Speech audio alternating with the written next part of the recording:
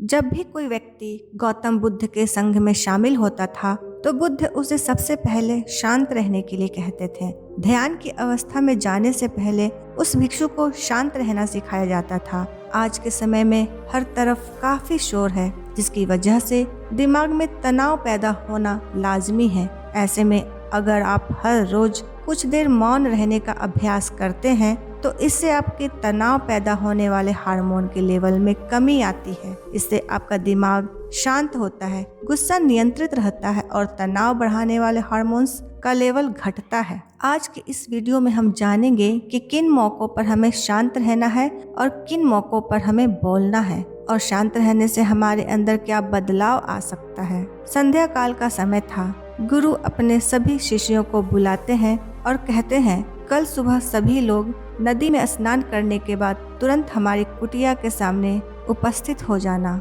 सभी इससे हैरान रह जाते हैं कि हम लोगों ने कुछ गलती की है क्या, लेकिन फिर वे सोचते हैं हो सकता है कि गुरुजी कल सुबह कुछ अच्छी बात बताने वाले हों। सब लोग रात को सही समय पर सो जाते हैं और सुबह उठकर सभी लोग नदी में स्नान करने के बाद वापस गुरुजी के सामने उपस्थित हो जाते हैं। गुरु उन्हें कहते हैं, आज मैं तुम सबको चुप रहने के फायदे के बारे में बताऊंगा। वे आगे कहते हैं, 10 मौके जहां पर चुप रहने से होता है लाभ और बोलने से होता है नुकसान। अगर आप इन 10 मौकों पर शांत हो जाते हैं, यानी कि मौन हो जाते हैं, तो आप जो चाहेंगे वही मिलेगा। आपकी जिंदगी में चमत्कारिक बदलाव शुरू हो जाएंगे। जरूरत से ज्यादा बोलना या चुप रहना दोनों ही अच्छी बात नहीं है। जैसे कि जरूरत से ज्यादा बारिश होना या फिर धूप का होना, दोनों से ही नुकसान होता है। उसी तरह अनावश्यक बोलने से भी काफी नुकसान होता है।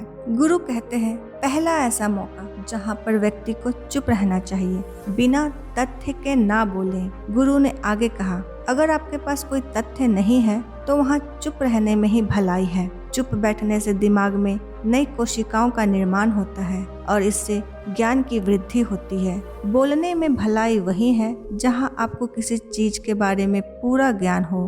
अगर आप बिना तथ्य के कहीं भी बोलते हैं या फिर बेवजह बोलते हैं तो आपका वहाँ मजाक भी बन सकता है। अगर आपके पास पर्याप्त जानकारी नहीं है, ऐसी जगह पर आपके बोलने से आपका मजाक तो बनेगा ही साथ लोगों का भरोसा भी आपसे उठने लगेगा। गुरु ने कहा, दूसरा ऐसा मौका जहाँ पर व्यक्ति को चुप रहना चाहिए, अपने शब्दों से दूसरों को ठेस नहीं पहुँचाना चाहिए। अगर आपके शब्द किसी को मानसिक ठेस पहुँचा रहे हैं तो वहाँ पे चुप हो जाना चाहिए। किसी भी व्यक्ति के उसके शारीरिक, आर्थिक या मानसिक अवस्था का उपहास नहीं उड़ाना चाहिए। किसी भी व्यक्ति को अपने शब्दों से अगर ठेस पहुंचाते हैं तो उस व्यक्ति के सामने आपकी छवि खराब हो जाती है। गुरु ने आगे कहा, इसलिए शिष्यों, तुम सब जब भी बोलना आदर भाव से बोलना, ताकि तुम्हारी बात लोगों को अच्छी लगे। इससे तुम्हारी मान प्रतिष्ठा तो बढ़ेगी ही साथ लोगों की नजरों में तुम समझदार व्यक्ति बन जाओगे। गुरु ने आगे कहा, तीसरा मौका जहाँ पर व्यक्ति को चुप रहने में ही भलाई है। क्रोध या घृणा करने वाले लोग, जब कोई अपना या सगा संबंधी आप पर क्रोध कर रहा हो या आपका अपमान कर रहा हो, तो आपको उस वक्त चुप रहना चाहिए ताकि सामने वाले का गुस्सा पूरी तरह से निकल जाए। आप यदि सही हैं तो उससे कतई माफ़ी ना मांगे और आप चुप रहकर ही सही समय का इंतजार करें। वह खुद आपसे माफ़ी मांग लेगा जब उसे अपनी गलती का एहसास हो जाएगा। गुरु आगे कहते हैं कि अगर आपको कोई सगा संबंधी आप पर क्रोध कर रहा हो और आप उस समय शांत हैं तो यह आदर सम्मान देने की निशानी होती है। इससे ना कोई छोटा होता है और ना ही बड़ा। अगर आपको क्रोध आ रहा है तो आप या तो वहाँ से किसी का अनादर किए बिना चले जाएं या फिर चुप रहें।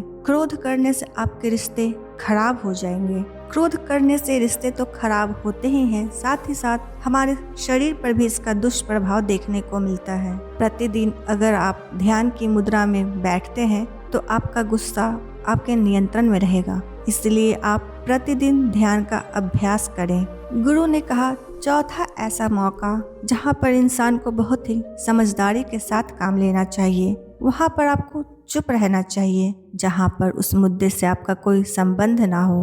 अगर आपका किसी मुद्दे से कोई संबंध ना है तो वहाँ आपका चुप रहना बनता है। बिना किसी वजह अगर आप दूसरे के मुद्दे पर बोलेंगे तो यह आपके लिए अनिष्टकारी होगा। इसमें केवल और केवल आपका ही नुकसान है। गुरु कहते हैं कि 10 मौकों में 5वां ऐसा मौका है जहाँ पर व्यक्ति को बहुत ही समझदारी के साथ चुप रहना चाहिए। आपके शब्दों से किसी मित्र को हानि न पहुँचे। अगर आपके शब्द सामने वाले के परिवार या मित्रों की प्रतिष्ठा के बारे में बुरी झलक दिखा रहे हैं तो आपको चुप रहना चाहिए। किसी के परिवार या फिर मित्र के बारे में बुरा बोलने से केवल आप ही बुरे बनेंगे। जो चीज आसानी से खत्म की जा सकती है उसे अपने शब्दों से बड़ा न करें। अपनी आवाज में मीठापन लाएं। आपके शब्दों से आपके दोस्त को हानि न पहुंचे। कई बार कुछ रिश्ते ज्यादा तेज बोलने की वजह से टूट जाते हैं, इसलिए किसी के साथ भी तेज आवाज या ऊंची आवाज में चिल्लाकर बात ना करें। गुरु कहते हैं 6वां मौका जहां पर व्यक्ति को चुप रहना चाहिए। जब कोई आदमी आपके सामने किसी तीसरे आदमी की बुराई कर रहा हो तब तुम्हें चुप रहकर बस सुनना चाहिए। अपनी राय व्यक्त नहीं करनी चाहिए, क्योंकि जो आपके सामने किसी तीसरे की बुराई कर रहा है वह कल आपकी भी बुराई किसी और से करेगा। नीति शास्त्र के अनुसार जो अपने मुंह को बंद रखता है और बुद्धि से काम करता है वही इंसान समझदार होता है। बिना जरूरत के बोलना, किसी के बारे में बोलना, किसी के बीच में बोलना, यह सब गलत बात है। गुरु कहते हैं 10 मौकों में 7वां ऐसा मौका है जहाँ पर व्यक्ति को चुप रहना चाहिए। जब कोई नहीं समझे आपकी भावना, यदि आपको लग रहा है कि सामने वाला व्यक्ति आपकी भावना या दुख को या आपकी परेशानी को समझ नहीं पा रहा है या समझने का प्रयास ही नहीं कर रहा है या वह आपको ध्यान से सुन ही नहीं पा रहा है, तो ऐसे व्यक्ति के सामने आप चुप ही रहें, क्योंकि ऐसे लोगों को आपकी भावना या दुख से कोई मतलब नहीं होता है। ऐसे लोगों को अपना दुख बताकर आप पछताएंगे ही बाद में। इसलिए हर किसी को अपने मन की बात नहीं बतानी चाहिए। आप उन्हीं लोगों के सामने अपना दुख व्यक्त करें जो आपको समझते हों, आपकी भावना को समझते हों। गुरु कहते हैं कि 8वां मौका जहाँ पर आपको चुप रहना चाहिए, जब कोई इंसान अपना दुख व्यक्त करे। यदि कोई इंसान अपने दुख या परेशानी को आपको बता रहा है तो इसका मतलब यह है कि आपको अपना समझ रहा है। ऐसे में तुरंत ही कोई समाधान बताने के बजाय चुप रहकर उसके दुख या समस्या को सुनना चाहिए। उसके दुख या समस्या को किसी और को नहीं बताएं। वह इसलिए नहीं बता रहा है कि उसकी समस्याओं का समाधान आप कर देंगे, बल्कि वह इसलिए बता रहा है कि सामने वाला उसकी बात को समझ रहा है। कई बार बताने से दुख कम हो जाते हैं, मन हल्का हो जाता है।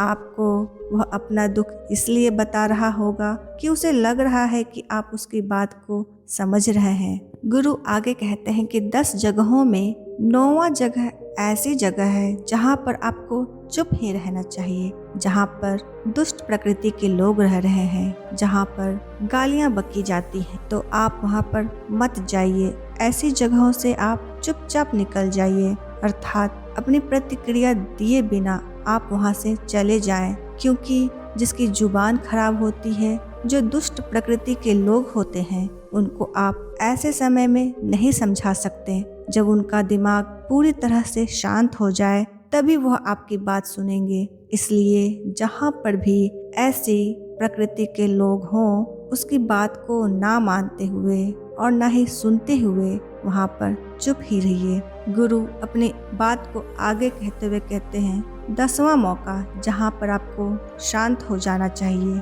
अपनी सफलता का राज हर किसी को नहीं बताना चाहिए। कई बार होता है कि कुछ लोग जो सफलता को बहुत ही जल्दी अर्जित कर लेते हैं, वे हर जगह अपनी सफलता का ढिंढोरा पीटने लगते हैं। ऐसे में क्या होता है कि कई लोग आपकी सफलता से खुश नहीं होते हैं। अगर आप अपनी सफलता का जबरदस्ती लोगों में ढिंढोरा पिटवा रहे हैं तो लोगों की नकारात्मक ऊर्जा आपको प्रभावित कर सकती है। जब आप सफल होंगे तो सबको पता चल ही जाएगा कि आप सफल हो गए हैं। ढिंढोरा पीटने से आपका ही नुकसान होगा। इतना कहकर गुरु ने कहा, शिष्यों, आज तुम अगर मेरी इन बातों को अपना लेते हो तो तुम सब काफ़ी हद तक परेशानियों से बचे रहोगे। यहाँ से जाने के बाद मेरी ये बातें आपके जीवन को काफ़ी सुकून देगा।